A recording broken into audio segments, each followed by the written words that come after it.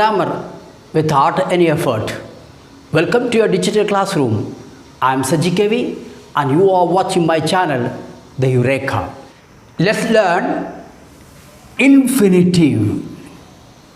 Now, let's examine a sentence. He went out to play football. Now let's examine this sentence. He went out to play football. How many verbs are there in this sentence? In this sentence, there is only one verb, went. How do you find out the number of finite verbs in a sentence? By changing the tense of the sentence. Either you change the sentence into simple present tense or simple past. The given sentence is in simple past. Therefore, you change that sentence into simple present. He goes to play football. Thus, we find only one verb that went changed into goes. Thus, there is only one finite verb. To play is not a finite verb. Then what does it? It is an infinitive. What do you understand by an infinitive? Infinitive is a non-finite verb that does the work of a noun, adjective, and adverb. Of course, it can also modify a sentence. That which modifies a sentence also is an adverb. Thus, we can say a non-finite verb that does the work of a noun, adjective, and adverb is an infinitive. Infinitive is generally 2 plus verb 1. For example, to swim, to walk, to speak, to go, and so on. At the same time, there is also an infinitive called bare infinitive. An infinitive without 2 is called bare infinitive. When a simple sentence which has the verbs like feel, make, help, let, hear, watch, such verbs are the finite verb of the simple sentence. Then that verb will be followed by a bare infinitive. For example, I make him learn the lesson. Here, make is the verb. And then learn. Apparently, make and learn look alike, look similar. But here the finite verb is make. In order to find out the finite verb, what should you do? Change the sentence into simple past as the sentence in simple present tense. I made him learn the lesson. When I made that sentence into simple past, there is no change of the form of the verb learn. At the same time, to learn is not used because the finite verb here is make. Thus, we understand the difference between bare infinitive and infinitive. Now, let's learn the functions of an infinitive. What are the functions of an infinitive? So, the infinitive can be divided into 2 groups, 2 types. Noun infinitive and qualifying infinitive. A noun infinitive does the work of a noun. We have learned a noun has got 5 functions.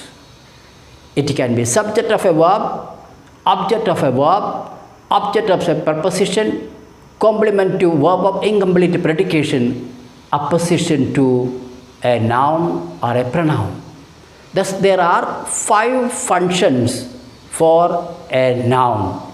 In the same way, an infinitive has also 5 functions as noun. Thus, we will begin with the infinitive used as noun. When infinitive used as noun, it has 5 functions. Just like a noun has 5 functions, in the same way, an infinitive has 5 functions. Now let's examine the sentence to understand. To forgive is divine. Look at that sentence. In the sentence, is the verb, and to forgive is the subject of the verb is, and therefore to forgive is the subject of the verb infinitive used as the subject of the verb. For example, Mohan is my friend. Here, Mohan is the subject of the verb is. In the same way, to forgive is the subject of the verb is. But here it is infinitive, here it is noun. So, an infinitive can do the work of a noun. That is, an infinitive can be subject of a verb. Now, second function, let us examine. I like to read books. I like to read books. Which is the verb? Like is the verb. To read is infinitive.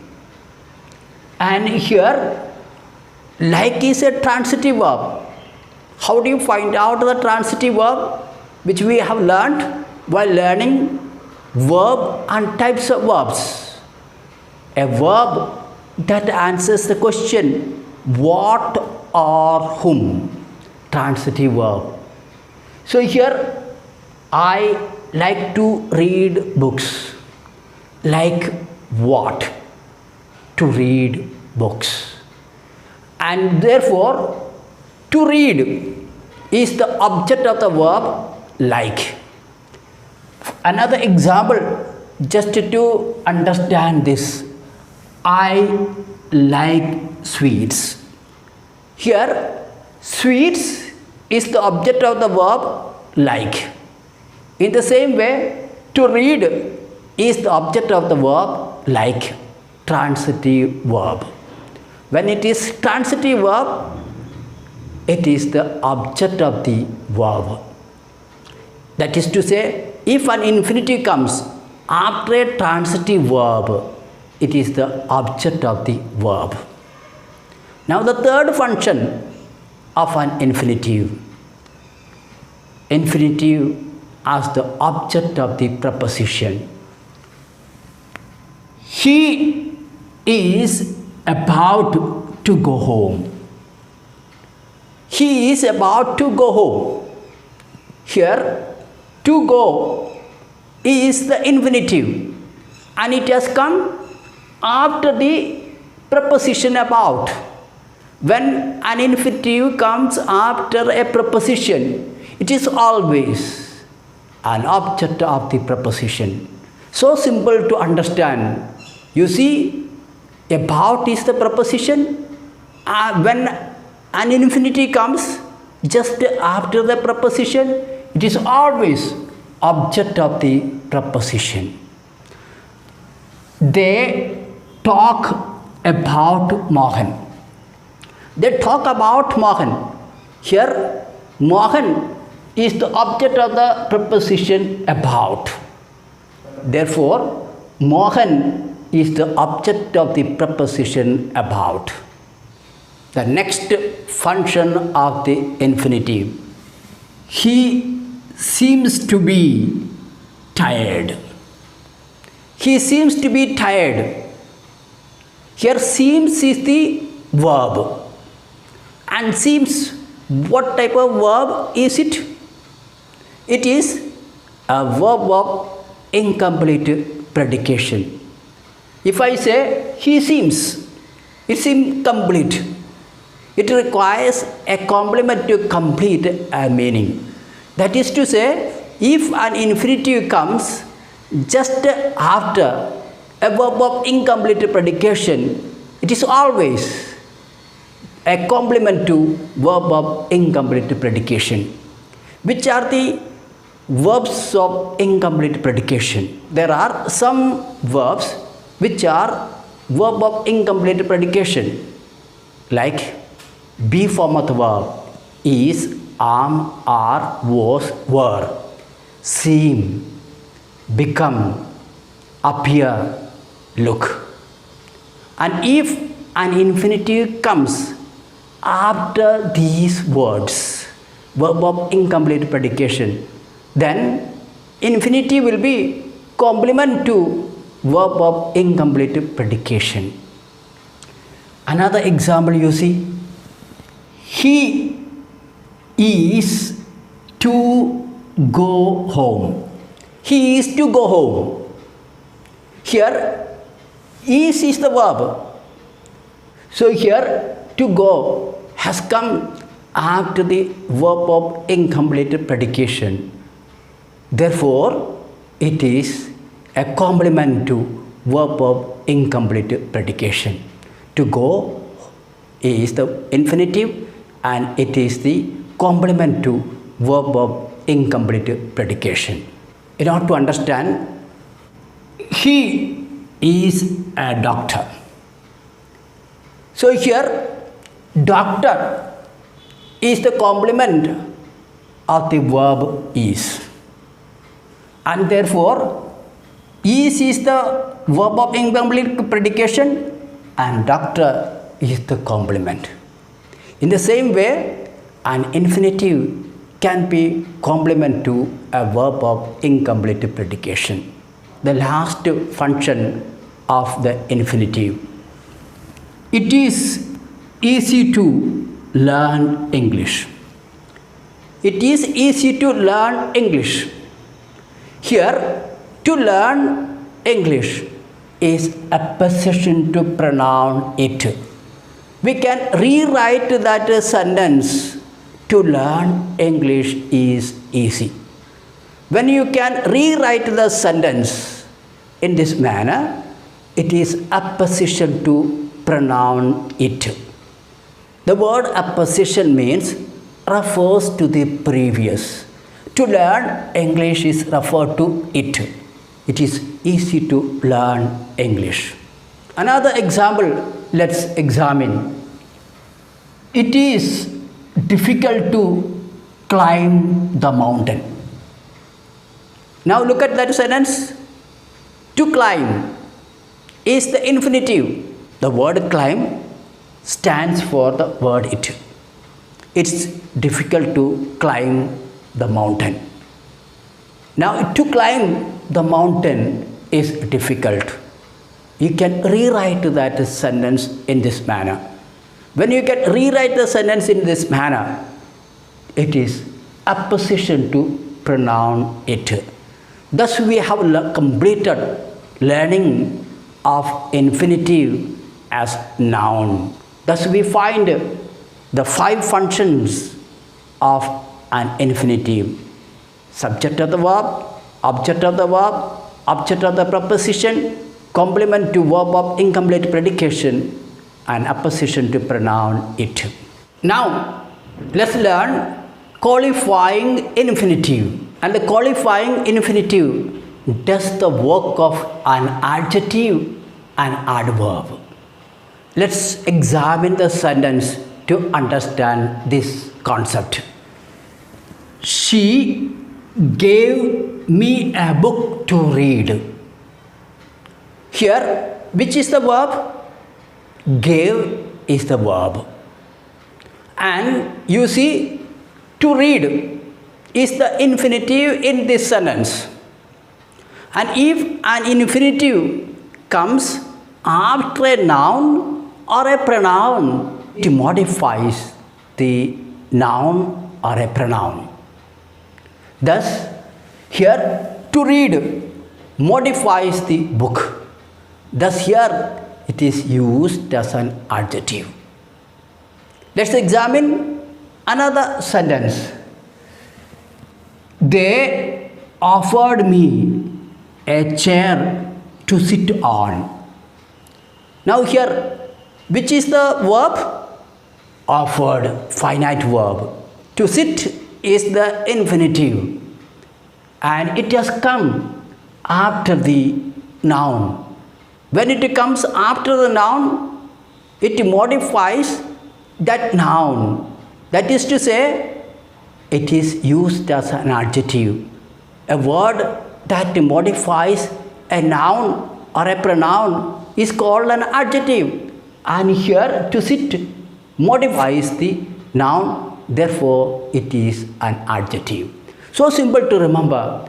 If an infinitive comes after a noun or a pronoun, it is used as an adjective. Now, let's examine another sentence. He came to disturb us.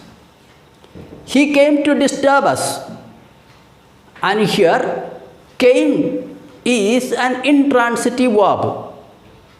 To disturb is the infinitive. When an infinitive comes after an intransitive verb, it is always used as an adverb. If an infinitive comes after an intransitive verb, it is always used as an adverb, because to disturb modifies the verb came. We eat to live. We eat to live. So here, eat is used here in this sentence is an intransitive verb. An intransitive verb, does not answer the question what or whom. Eat what? Do you have any answer? Eat whom? No answer. Here the verb eat is used as an intransitive verb. And again, to live is the infinitive, and it has come after an intransitive verb. Thus it is used as an adverb. It modifies an intransitive verb. Now, she works hard to stand first in the class. She works hard to stand first in the class. Now here, to stand has come after the adverb hard. Again, if an infinitive comes after an adjective or an adverb, again it works like an adverb. It modifies the adverb. It is used as an adverb. So simple to remember that if an infinitive comes after an adjective or an adverb, again it is used as an adverb, as it modifies an adjective or an adverb. Let's examine another sentence. This mango is good to eat. Word good, we know it is an adjective, and to eat has come after the adjective. Then it is, simple thing, used as an adverb. Then finally, an infinitive can modify a sentence. To tell you the truth, he is a fraud. Now here, which is the infinitive? To tell. And this to tell does not qualify, does not modify any of the words, but it modifies the entire sentence. He is a fraud. Let's examine another example. To be frank, you understand the infinitive. So here, to be frank, to be, that is meant for the entire sentence. You understand this. So an infinitive can also modify entire sentence, just like an adverb can modify entire sentence. In the same way, an infinitive can also modify an entire sentence. Thus we complete the learning of infinitive here. Thanks for watching this video. If you like, kindly subscribe, like and share.